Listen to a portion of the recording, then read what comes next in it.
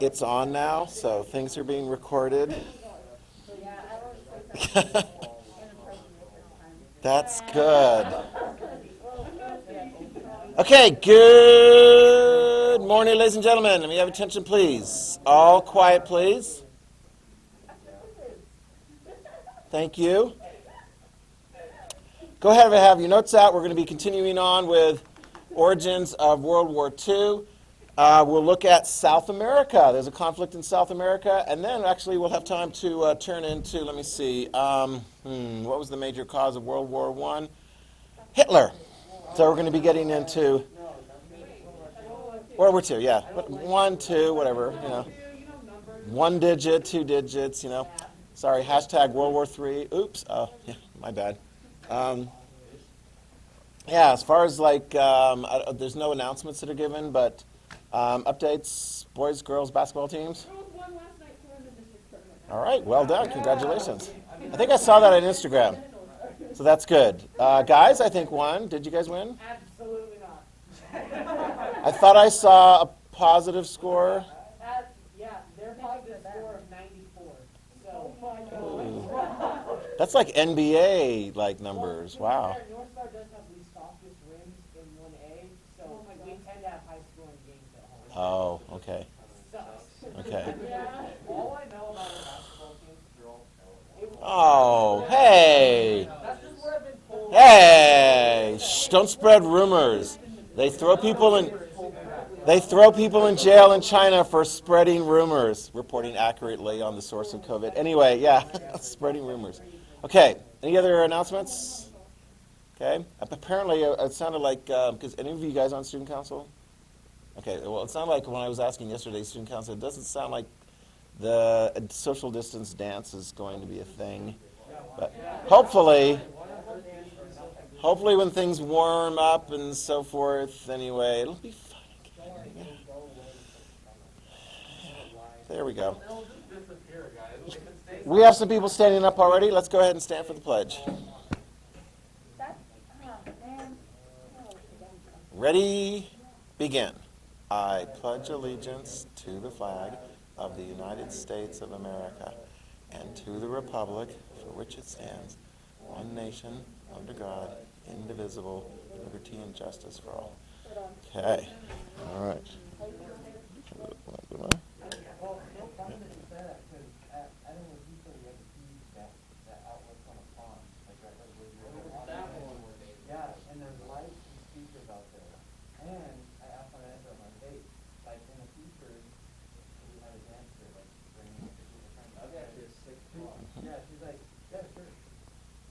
That makes sense. Yeah. I mean, obviously there'll be a charge, but yeah.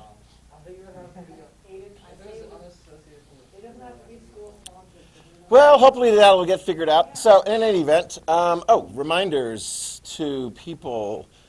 Yeah. I see 2 of you guys today. 3 o'clock, Mia. 3:30, Tessa. Okay. Shh. So, as far as Denton, if your voice is competing with mine, people can't hear my voice as much. And they want to hear my voice because my voice is going to tell them when their meetings are. Okay, none tomorrow, okay, from people in here. Friday, Haley, 3 o'clock, okay? And then I actually messed up. I'm going to have to reschedule because when I put this together, I'm like, oh, I know what I'm doing next Tuesday right after school. I'm going to get my second shot, so that'll be good. So then I'll have 2 dose. Yeah, for my super shield. It helps having people vaccinated, for sure. Okay. And then next week, on Wednesday, Jeremiah Danton, 3 and then 3:30. And then Evan, I've got you on Friday next week at 3:30. Okay. And some...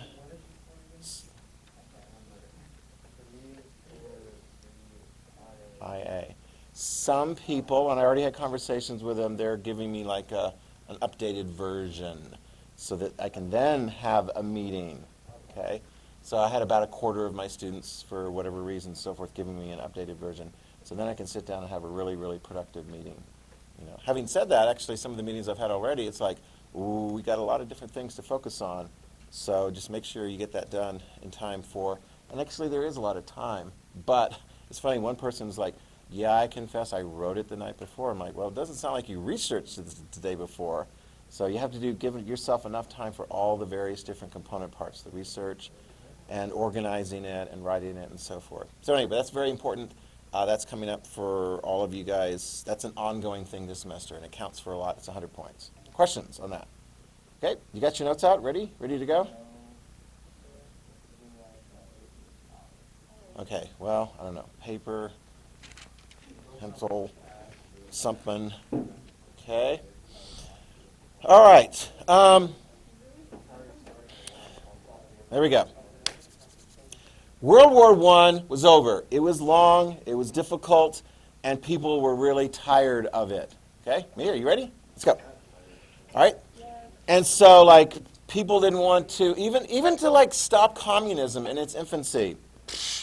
Communism succeeded and taking over and establishing itself in Russia, okay, the Soviet Union. The British were tired. They didn't want to fight in Russia. They didn't want to fight that long in Ireland. And so Ireland gained its independence. Make a little note here. You can just sort of make a little note. There were some other areas of the British Empire that were like, yeah, can we be independent too? In India, see if you guys can raise your hand if you can figure out who was one of the top leaders in this effort. In India, there was a real independence movement that was kicking into gear in the 20s and 30s. Didn't ultimately lead to independence until after World War II. And in fact, most of the areas that are shooting for independence from Britain, France, the Netherlands and so forth, these big European imperial powers, they wouldn't get their independence until after World War II, even though they're pushing for it before then. Anybody know who the leader of the Indian independence movement was? Gandhi, very good. Okay, Gandhi. Some of the other British areas had already been gaining their independence as they went along, like Canada, Australia, New Zealand, and so they would get more and more and more until all they have left is basically like they play rugby and cricket and they have the Queen in common. I mean, seriously. I mean, it's a big deal. In World War I, who declared war for Canada? Britain did. Who's going to declare war on behalf of Canada in World War II? Canada will. Yeah, they'll have like complete control over their military foreign policy. So, I mean, it makes sense. So, what we're going to turn to now is, and you're going to be kind of surprised here because sometimes you look at like these handouts. Turn to page 3 in the handout that I have for you. Page 3, you've got Chaco War there. And sometimes, like, you see my notes and it's like, oh my gosh, we spent the entire period or 2 days covering 2 or 3 bullet points. This is the exception. The Chaco War, right there, 1932, 1935, I got my standard template for a 20th century war. Type, nature, combatants in the war, origins, causes of the war, nature of war, effects and results of war. In fact, we're not going to be saying a lot about some of those categories. It is a very small war. Why are we doing it? It's one of the IB 20th century wars. And they like to pick examples from all over the place. Well, there's not too many examples during this time period, from Latin America. So this is a Latin American war, and we'll focus our attention on it. It'll give us some insights and so forth, but there's not a lot of massive detail. Frankly, I would be surprised if you chose that in your senior year to write like some kind of a comparative essay on. You'd probably be able to mine World War I and World War II and some of the other big wars, Irish War of Independence, Russian Civil War. They have a lot more to talk about if you were to do a comparison essay, okay, by your choice. All right, nevertheless, here we go. You ready for the Chaco War? Have you ever heard of Gran Chaco, the Chaco region? No, you haven't. Okay, I hadn't heard about it until I saw this. I was like, what the heck is the Chaco War? The Chaco War is basically a war, write this down, about resources. Resources. It's a fight between 2 countries over resources. Evan, can you figure out what the 2 countries are that are going to fight this war? Perfect. Bolivia and Paraguay. Very good. Do you want to take a chance on what the resource is that they're fighting about? It's not chocolate. That would be a really cool, that'd be like a Willy Wonka war or something like that, you know? It's like Willy Wonka versus, I don't know, what's another chocolate-based character from fiction or something? I don't know. Anyway, it's not the chocolate war. Raise your hand if you can figure, it's not cocoa. Raise your hand if you can figure out, take a guess, because actually this is the basis sometimes of wars. And there'll be one in your senior year. The Persian Gulf War is definitely fought over. What? What? What did he say? Oil? It's got a l to it. It's not war. Oil. We're Americans. We know how to pronounce l, right? You pronounce l. It's difficult because if you're a kid and your language doesn't have the l sound, it makes it really hard. Like if you, yeah, I mean, a lot of Asian languages do not have the l sound. So if you're Asian and it's not racist. It doesn't have the l sound. It's not racist, but I mean, if you make fun of people because of their thing, yeah. I mean, exactly. If you're raised in America, you hear that sound. It's kind of like, here's the deal. How many of you guys can do the click language that is used in like the southern, like Namibia and so forth? Have you ever heard the click sounds? I mean, those are difficult to do. But if you're a kid, your mouth is like whatever and your brain is whatever, and it's much more amenable to do that. So anyway, oil. If you want, you can call it fuel. Oh, that's got an L in it too. Or petroleum. That's got an L in it too. Gas. There we go. Gas. Gasoline. Anyway. So it's a fight over oil. And here's the deal. Yeah, I'm not going to give it away because it's just too sad. It's too sad. It actually is very sad. Okay? Yeah, you're going to figure it out right away because it's like prospective oil reserves. And you're like, oh, I know what it means. They're going to fight over prospective oil possibilities without actually knowing for certain that there's oil in the ground. Here we go. Let's get the details because I'm going to get through this pretty quick so we can get on to the early days of Adolf Hitler, which is actually, that's your topic, isn't it? Yeah, it's like Adolf Hitler as a kid, as a young man. Was there anything crazy freaky about his early years that would give us an indication that he was going to turn out to be this homicidal, dictator?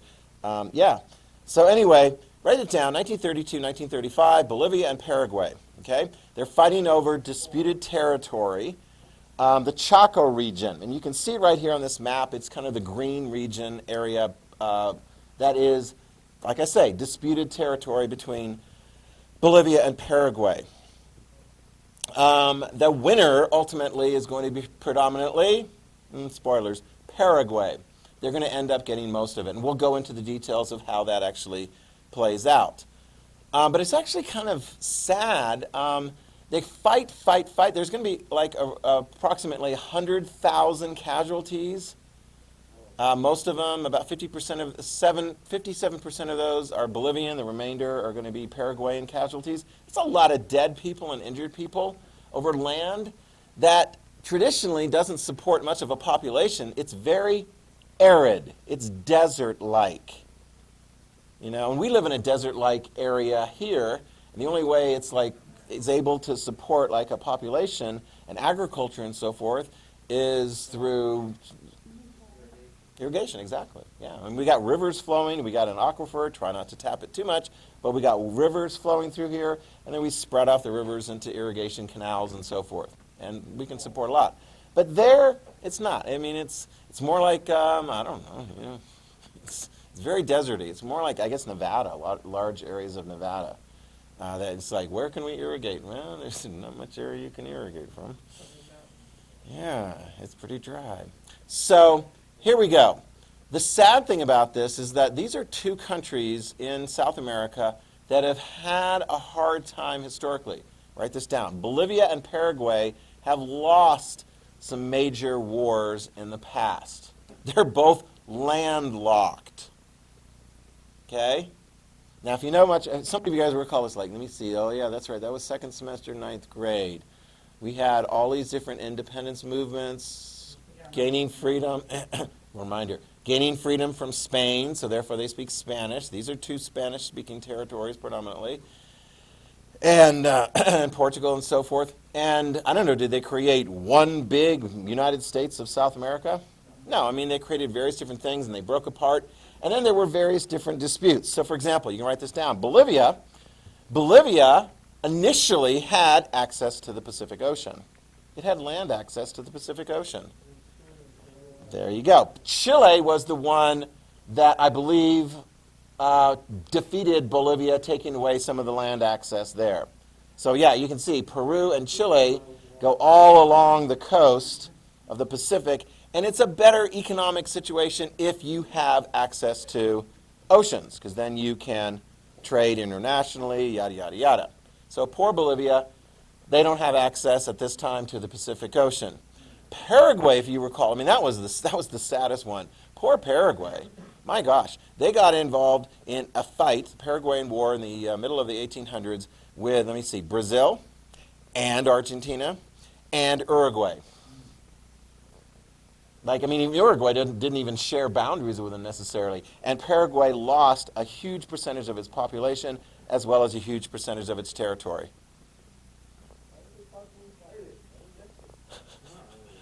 You're like, I mean, if you look at the long scope of history, it's like, wow, Paraguay, we're talking about them in the context of two wars. And there have been others. I mean, it's like the United States, we stay out of wars except for this one, and then this one, and that one, and that one, and that one. And I mean, most countries generally try to stay out of wars, right? I mean, the United States of America in the 1920s and 30s were like, yeah, we're going to stay out of wars. Here, there's no way we're going to get into a war. Oh, we got bombed at Pearl Harbor? Okay, we're in war. Okay, Hitler's stupid enough to declare war. Seriously, Hitler? You want to go there? You want to declare war on us? All right, we got you over here and we got you over there. We'll fight in Europe and we'll fight in the Pacific. And we'll win both of them. Undefeated in World War II. No, there'll be plenty of casualties. That's our next unit. We'll be like, why are we fighting, landing on the beaches in France? Why? Because, yeah, I mean, so anyway. Here's the irony. You can write this down. Poor Bolivia, poor Paraguay. They actually do get a little bit of help. Write this down. They do get a little bit of military, financial assistance in this war they're going to have from each other. Ironically, Bolivia gets some support from a country that had previously beat it up, Chile. So they get some support from Chile. You know, it's kind of like, yeah, Britain, we went to war with you in the American War of Independence and the War of 1812, we'll never help you, except for we do plenty of times in the 20th century. So we've made up, right? So obviously Bolivia and Chile have made up enough, so Chile gives some assistance to Bolivia. But it's mostly going to be Bolivia's own fight. Got it? Paraguay. Raise your hand if you can figure out which three countries actually gave some assistance to Paraguay in this fight. Go for it. Yes, and? Yes, and? You remember the third one? It sounds like Paraguay, but it's not. It's one of those Guay ones. Uruguay, very good. Okay, Uruguay. Or Guay, or anyway, I pronounce it. I always mess up pronunciations. So you will get some support from those countries. But again, I mean, as far as this war goes, it's not like, oh, we got these vast technological advances being incorporated in this war. No. I mean, there's guys with guns going out there and killing each other. War. Yeah, it's war.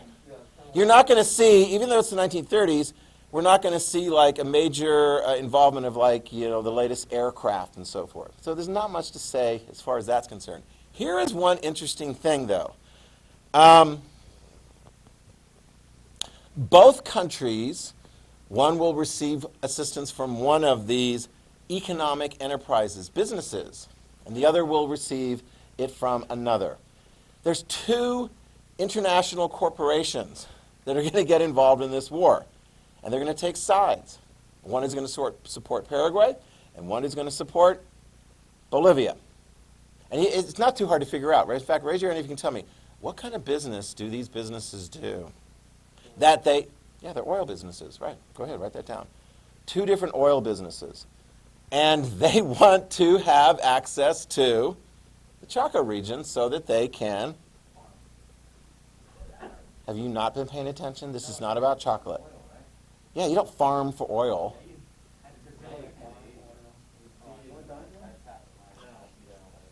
Oil is something that, if you want to know where, this is really going to freak out. Why does the Sinclair gas stations have a dinosaur? In your car right now, you're burning dead dinosaurs and other formerly living creatures. Yeah, you little cute ones. Gives it an extra purr, you know. Yeah. So here's the deal. It's kind of like, and you're like, wow, do international businesses get involved in the politics of different countries? Yeah. Hello. Remember the United Fruit Company, Chiquita Banana, and so forth? They like to have a lot of influence control over the government of Latin American countries so that they get favorable policies, right? I mean, we're going to see this. We've already seen it before. If the United Fruit Company is having to deal with some Latin American, Central American country that's all of a sudden going to introduce land reform, take away the land and sell it to or give it to all the poor people, is the United Fruit Company happy about that? No. And actually, typically, what do they usually do? They ask for help from the United States of America to intervene to keep a compliant banana republic. Yeah, I mean, that's where that comes from. It's like a compliant thing. Here's the deal, just to kind of back it up a little bit. Alaska. Who gets the value from the oil that is not grown in Alaska? Here's what happens. You actually have to drill a hole, and it's complex. Any of you guys interested in going in geology? A lot of the jobs in geology are like in the oil extraction industry. Because you're like, oh, I've got geology, it's rocks and things like that. And you're like, where am I going to get a job? Well, oil industry wants to hire you. And as long as we're like burning fossil fuels and so forth, I mean, who knows how long that's going to go on in your lifetime. Anyway, as long as we're burning fossil fuels, you need to find out where they are. Well, they tend to exist in certain geological formations. So you need to know geology. And the thing about geology is such that you can drill a hole and maybe you'll hit oil. But you don't just drill them all over the place. You drill them in places that show certain geological features that are more likely to have oil. And that's why that particular area is identified as more likely to have oil. But you still have to drill a hole. Sometimes if you're lucky, like some of the early drills, like in Pennsylvania, Texas, you drill a hole and you've got a pressurized pocket of oil. And man, that sucker goes, you get a gusher, right? You get a gusher. And then once the gushing stops, you tap it, and you just suck it out. It's easy. That's easy oil extraction, right? Are there gushers in North Dakota? Are there gushers in North Dakota? No. Is North Dakota a big oil-producing state? There's no gushers. Is North Dakota a big oil-producing state? Yes. Can anyone explain why? What new extraction method is being used in North Dakota and other parts of this country? The United States is the #1 oil-producing country in the world now. They use the new oil detectors. New oil detectors. No.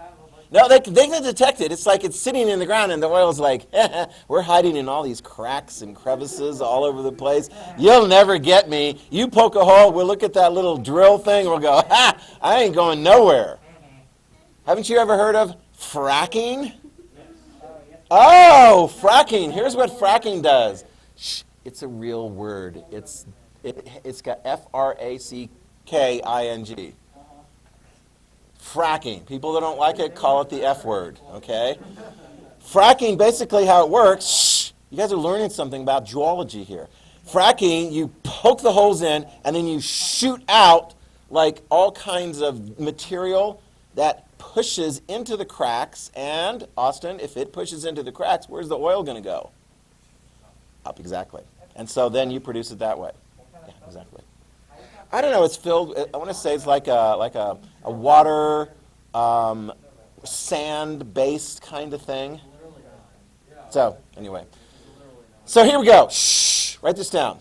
In Alaska, thankfully, more now than maybe in the past, the oil that comes out of the ground, yes, the oil companies make money on it. I mean, you can write that down. Oil companies make money on drilling for oil. Okay? Now, If they can make a really sweetheart deal with the government, they can make even more money. As in, let me see, the oil company makes money, and so in order to make a sweetheart deal with the leaders of the government, exactly, wow, you figured that one out pretty quick. Wow, humans are corruptible? I did not know that. You pay off the corruptible leaders of that government, and then you don't have to give as much money to the people living there. So yeah, I mean, you don't have to compete. But here's an interesting question. Nowadays, if you're living in Alaska, do you personally benefit from the fact that you're living in a state that's got a lot of oil in it? Yeah, because they've cut some pretty good deals these days. More of the money is going to that's why most of you guys haven't seen the Simpson movie. Have you seen the Simpson movie? I mean, there's a joke in the Simpson movie. The Simpsons moved to Alaska, and as they drive in, they're like, here, have some money. I know, but whatever. They moved there. It's part of the plot for the movie. They give money to people in Alaska. Is it expensive to live in Alaska? Yes, it's cold, and the food prices are high, and so forth. Taxes are low if they even exist. So, deal with it. Okay? So here's the deal. It's good if you live in Alaska as far as getting the benefit of some of the oil production and so forth. Generally, oil companies don't like to do that, but will they actually help fund a war? Yeah, you can write this down. Yes. Paraguay is going to receive some financial support from one side, and Bolivia is going to receive some financial support from the other side because they both have stakes. I mean, I suppose if you're a smart oil company, you go, well, why don't we just save us a lot of money, and then we can, it doesn't matter who the winner is. Maybe bet on both sides.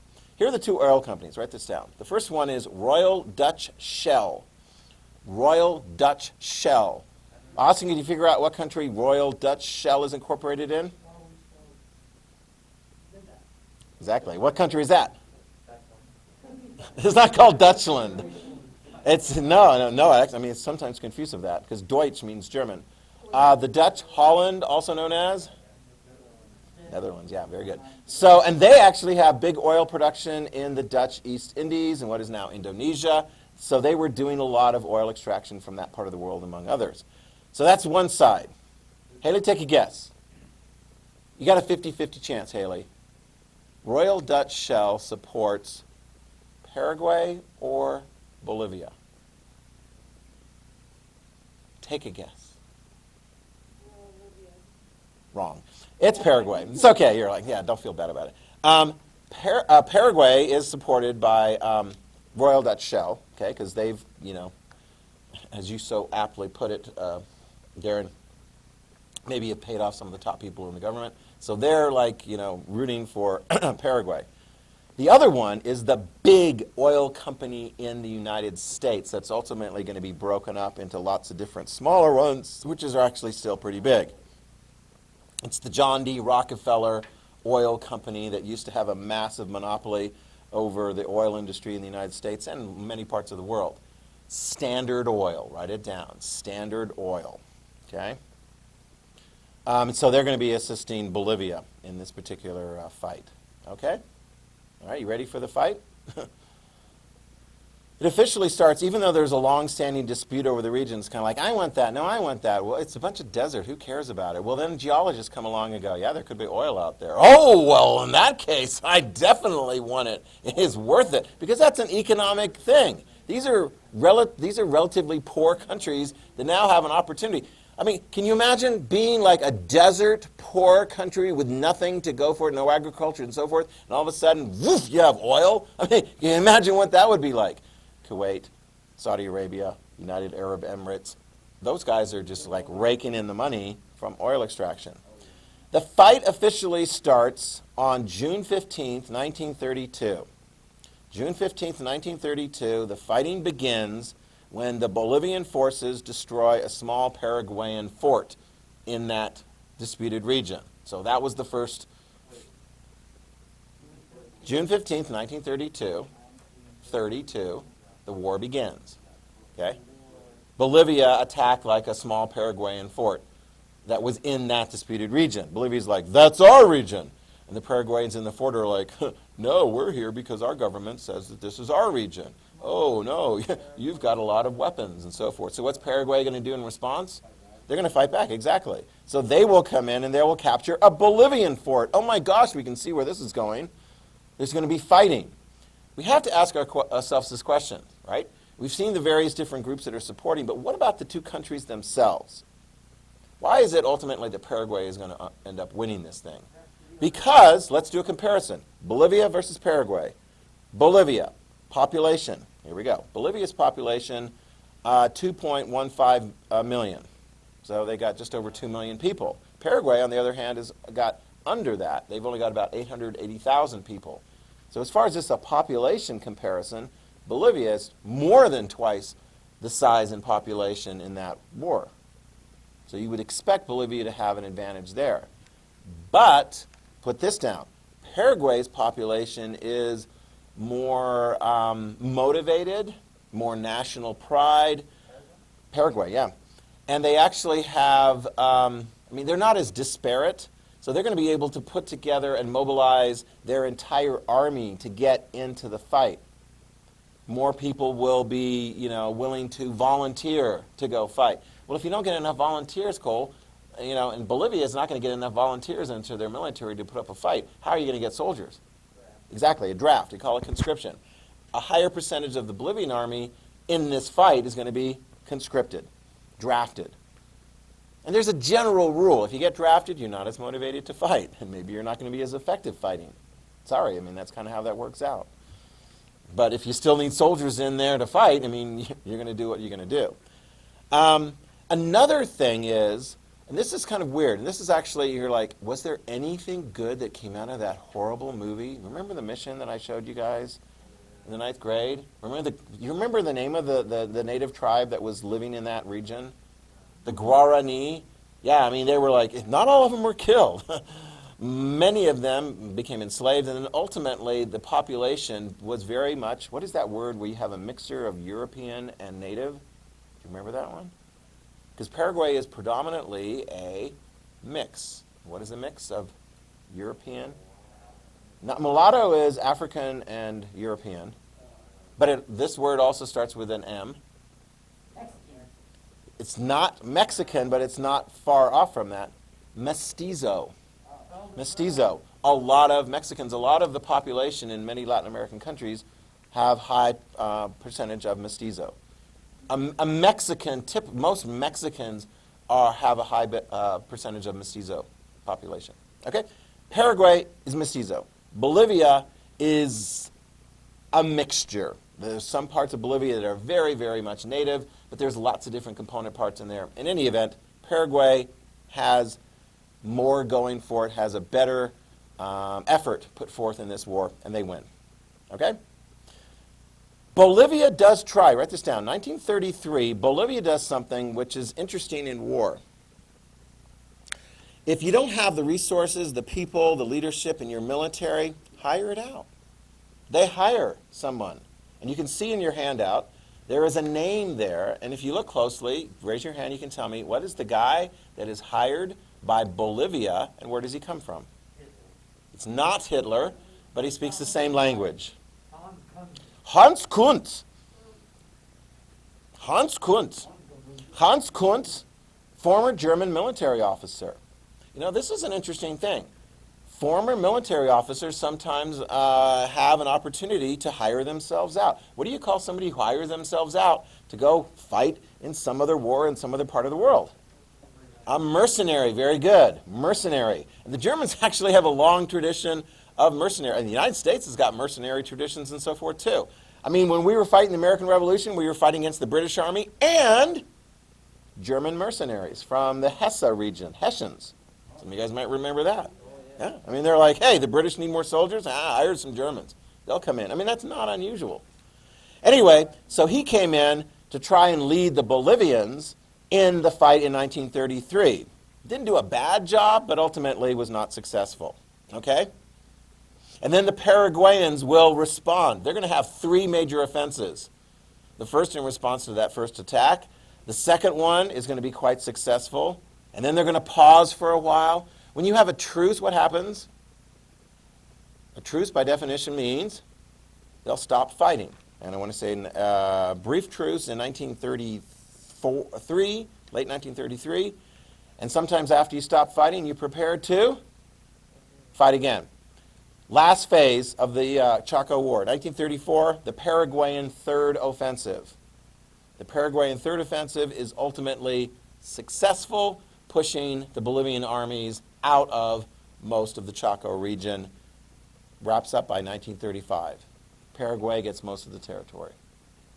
Okay, they're able to pull it off. There you have the Chaco War. That's about it. Yeah, I'm not going to give you like all the names of the battles and so forth because it's relatively small and compact and so forth. I mean, what else do you need to know about the Chaco War? Got to tell you this. So now that Paraguay's got most of that land and everything, they send in their their geologists and so forth. Mia, what was the company that ended up benefiting? Which was the one that sided with Paraguay? I could probably find that. Was it Standard Oil or Royal Dutch Shell? Yeah. Which one? Yeah. Do you want some help? I suppose so. It might take me a while to find it. Who was helping? Danton, who was helping Paraguay? Haley knows because, exactly, Royal Dutch Shell. Okay, so Royal Dutch Shell comes in and they're drilling and poking around, and what do they find? They don't find oil. Okay, at least they don't find oil in a way that economically they can get it out of the ground in any way, shape, or form that's going to, give everyone a profit. But they don't give up. Eventually, oil will be discovered and tapped in 2012. 2012. Almost 80 years after the war. Wow, good thing. Good thing they had a war over it. Anyway, Emperor Tiger Star is really cool because he puts together these map history things, right? You've seen the one on World War I. We're going to do one on World War II. They're really helpful. He did one on the Chaco War. I'm like, dude, thanks. It's 35 seconds altogether. It's pretty quick. In fact, most of it is not even the war, okay?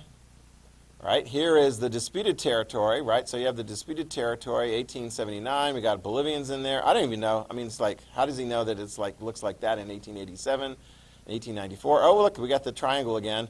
So at the beginning of the war, here we go. At the beginning of the war, you have perhaps Bolivian forces and so forth in there, although the Paraguayans have some forts. But the reality is, during the war as it goes along, Paraguay is ultimately successful and ends up tapping and gaining control of most of that area. Boom, there's the result, the treaty, and there's Paraguay. Right? That's the end of the war. Wow, wasn't that exciting? Yeah, it is. Yeah, and the biggest populated area and so forth is down here, but you got a bunch of drillers and so forth up there. All right, wasn't that cool? That's pretty cool. Yeah, that was sick. All right, you guys ready for Hitler? All right, we're going to see now. Oh, yeah. Go ahead and turn to the very front of your packet. In the front of your packet, you have the section World War II, quote, origins and causes of war. And there's a lot of different bullet points associated with that. Just the origins of the war takes a big chunk of time, and that's why we've created this sort of separate unit on that. We're going to look at Europe. We're going to focus first on Germany. We'll bounce over to Italy. Then we'll come back to Germany. Later we'll get to how the war gets started over in East Asia, with Japan taking the lead there. Okay? The nice thing about this part is we get to recap some things we've already covered. When we did the World War I unit, we looked at the aftermath. Well, the World War II unit, the origins of World War II is the aftermath of World War I. That's why there's not much time difference between World War I and World War II. There were people who fought in both wars. Yeah. And there's plenty of people who experienced both wars. So let's just recap. You guys ready? We're going to recap and talk about what Europe looked like after World War I. Here's what it looked like before World War I. Remember, Germany was large, Austria-Hungary quite big, Russia pretty significant.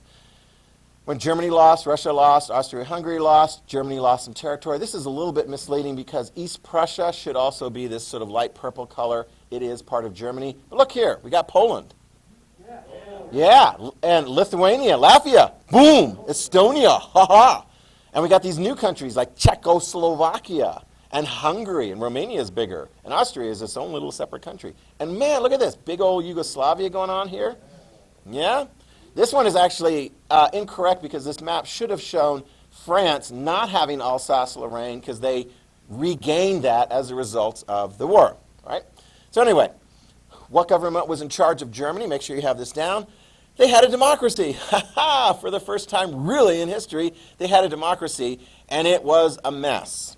It didn't have a lot of support. It had a lot of problems that it had to deal with, right from the get-go. It was the democracy, the Weimar Republic, that had to sign the Treaty of Versailles. And let me remind you, write this down. Every German hates the Treaty of Versailles. It's not just Hitler. The Germans don't like it. They get blamed for the war. Okay, well, I didn't want to get blamed for the war, but the really thing they didn't like, what was the thing they really hated? Aiden, what was the thing the Germans really hated after, about the Treaty of Versailles? And they had to keep doing it? I'll give you a clue, and it was expensive.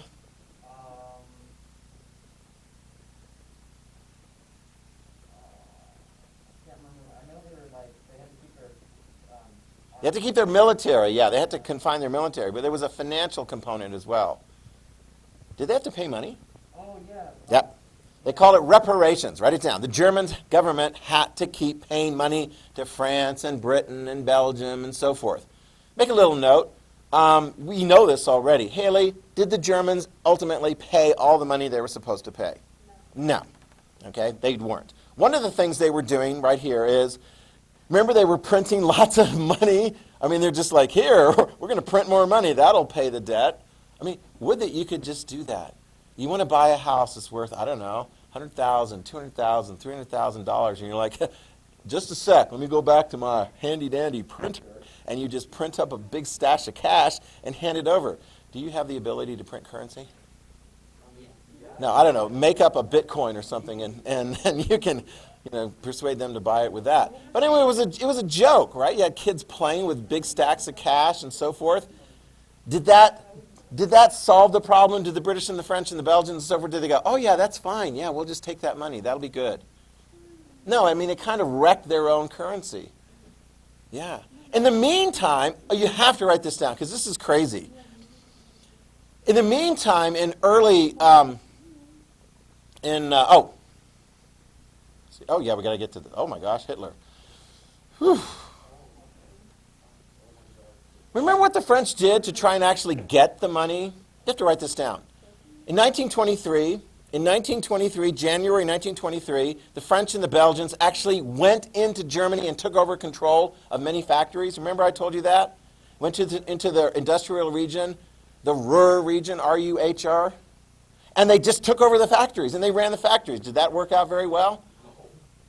So if they came in and like, we're taking over your German factory, we're going to make you work and produce. And you're like, mm-hmm. I use the analogy of like when you try to discipline a small child by taking him or her by the hand, and the child dutifully walks at that point. Sometimes they do, I don't know. But what also sometimes happens? The child just like goes into like a free fall. That's what I do. That's what you do, okay. I mean, it's a proven technique and so forth. I mean, did the Germans like cooperate so that the French and the Belgians got the money that they were supposed to get? No. No. Because they didn't want to. They was like, we're going to make this a huge hassle. So they gave up on it. The French left. Meanwhile, you've got all kinds of various different people in Germany like going, democracy's stupid. Let's have, write this down, a communist revolution. I mean, like, where did the communists actually succeed in taking over a country? Oh, wait, that's right, Russia. So you got communists running around with paramilitary groups. This is crazy. It's like in Ireland. Remember Sinn Féin was the political party, and their little like military group was the Irish Republican Army.